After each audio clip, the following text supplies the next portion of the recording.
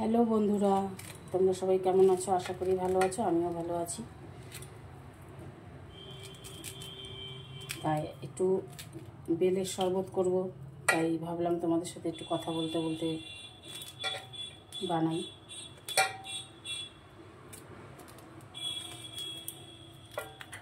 দেখো, বেলটা চামচ দিয়ে কুড়িয়ে নিলাম।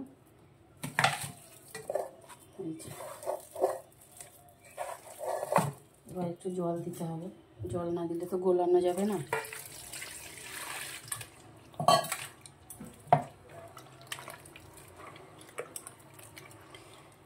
শিবরাত্রি করতাম যখন আগে, মা শিবরাত্রির পরের দিনকে বানিয়ে দিত। আমার মা আবার এই বেলপনার মধ্যে আগে থাকতে দুধটা জাল দিয়ে রেখে দিত, গরম দুধ দিত না, দুধটাকে জাল দিয়ে রেখে তারপরে সেই দুধটাকে ঠান্ডা করে তারপরে বেলপনার মধ্যে দিত। খুব দারুণ লাগতো। মায়ের হাতের জিনিস তো একটা আলাদাই টেস্ট হয়, সেটা তোমরা সবাই জানো। আর আমার বাবা খুব ভালোবাসতো এই বেলপনা খেতে। বাবা মুড়ি দিয়ে খেত, জানো তো।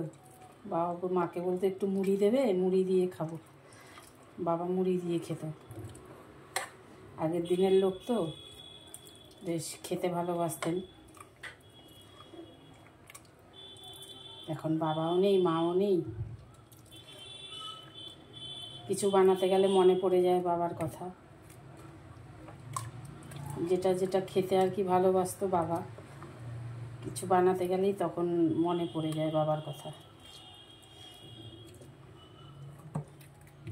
বাবা মাকে তো আর ভোলা যায় না কোনো দিনও, কেউ ভুলতে পারবে না কোনো দিনও।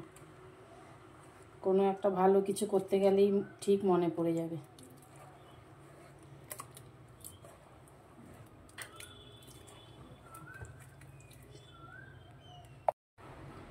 এবার দিয়ে দেবো চিনি,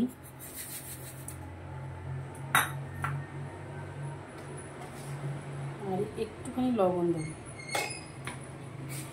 লবণ না দিলে নাকি মানে চিনির মিষ্টিটা ঠিক হয় না।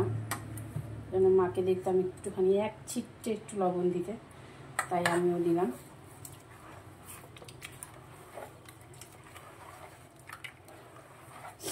কারা কারা পছন্দ করো বেলপনা খেতে? বেলপনা খাওয়া ভালো, পেট ঠান্ডা রাখে।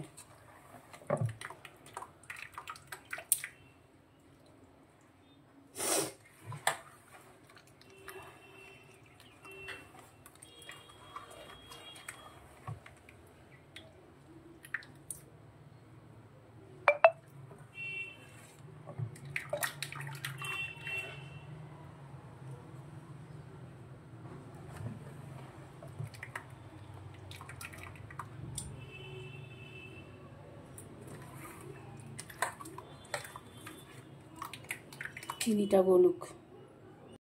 দেখো রেডি হয়ে গেছে বেলপনা।